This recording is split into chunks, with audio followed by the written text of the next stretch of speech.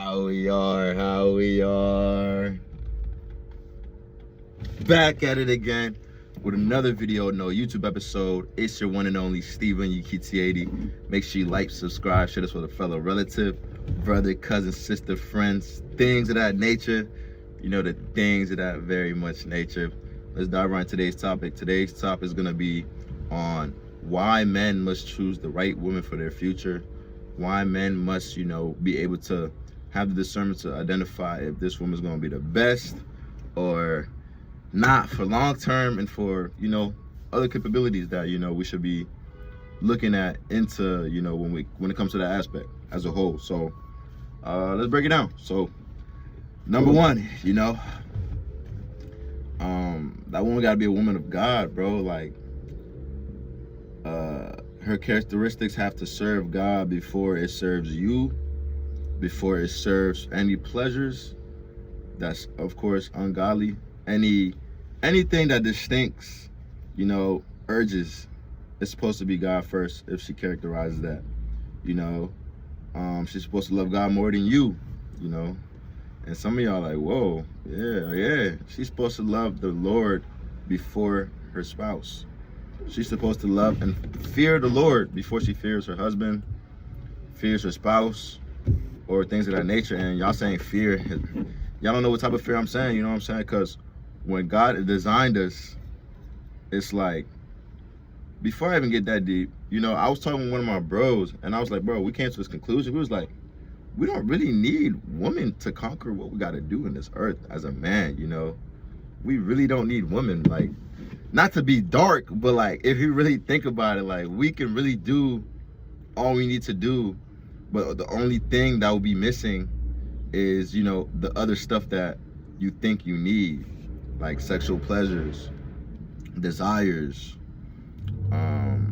affection. As a man, bro, you don't really like affection. That's not in our nature, in our DNA, to want to claim affection. If a man comes to you like, I want to be loved, everybody gonna look at him like, what's wrong with this nigga? What's wrong with this guy? But if a woman says, oh, I want love, everybody gonna look at her like, oh, let me cater to her, let me this, let me that. So it's two different dynamics. So if you look at it like that, we're supposed to put our purpose first and allow the woman that falls in line with what we're doing come into that. Yeah, not saying every woman's gonna come in your life perfect. Not every woman's gonna come to your life God light sent, but that can be sent to you so she can model you and just conform to the values you have, conform to your spirituality, you bringing people closer to God, and so forth and so on, because we're the head, so they follow. So ultimately, it still comes back on us as a man if you really to lock in and lead that relationship, you know what I'm saying? Because they model what we do and multiply it. We give a woman a house, we buy a house, bring a woman to the house, she makes it a home. We bring groceries back or whatever, and she prepares a meal, you know what I'm saying? So what we do, we bring in, the woman multiplies it, you know what I'm saying? So if you have a really intelligent spouse, wife that you want to take serious, you want to marry, and you have some business going on, and you want to bring her around just to see if she can look at it in different angles, different perspectives. The women are really good at helping. Yes, you feel me? That's why it says, he who finds a wife finds a good thing. That's true, but it didn't say we need a wife finds a good thing. You know what I'm saying?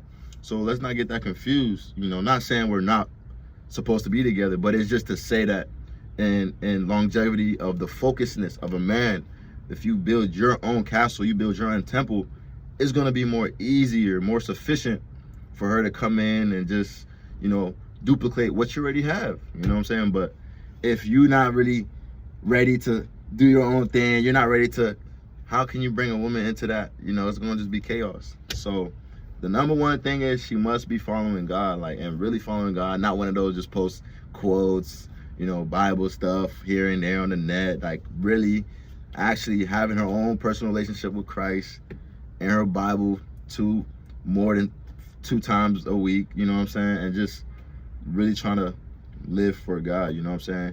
And we all fall short, you know what I'm saying? I'm not perfect, women are not perfect, but it's about who can strive every day to be the best version of themselves and pick up their cross and walk like how Christ did every day, even though we fall short, and repent and just try to be the best version of ourselves, you know. So that's very important. So let's move on to number 2. The second thing you need to do is make sure she wants to help you. You know, very similar to the first one with some of the viewpoints I said. You have to make sure the woman that you bring in your life is willing to help you, bro. Because what's the point if you have a woman that's in your corner, in your time invested space, and she's not really trying to help you? She's seeing you struggle. She's seeing you do that. She's seeing you trying to get stuff going. Not saying as a man you shouldn't figure it out, but you know, since our life is harder off rip, she has to have that capability to shut down that, okay, just because my life is not, you know, as smooth or as rigid as a man's life could be, let me tone my ego down. Let me tone myself down to realize, okay, he might need some help. He might need some support. He might need some this, you know what I'm saying? If needed in the relationship, you know. That's how you find out that she really likes you, you know what I'm saying? That she really wants to be with you, if she's helping you. If she sees that, oh, you need some new socks, you got a hole in your sock, boom, you go to work, you come back, now you got new socks in your bed. You're like, dang, she really a helpmate. Feel me? You come back, you know, you need some, what we need? Boxers. You know, she sees you need boxers. What's she gonna do? She gonna go to the store and get some boxers. You know, just subtle things that we think that we gonna do, but we don't do it. They would do it. You know what I'm saying? It's like that little gap, you know, because you got so much going on. You're like, dang, I gotta go get this. I'm gonna go get it. Then you forget a week, you forget to get it. A week, you get to get it. But you have a woman that actually wants to help you.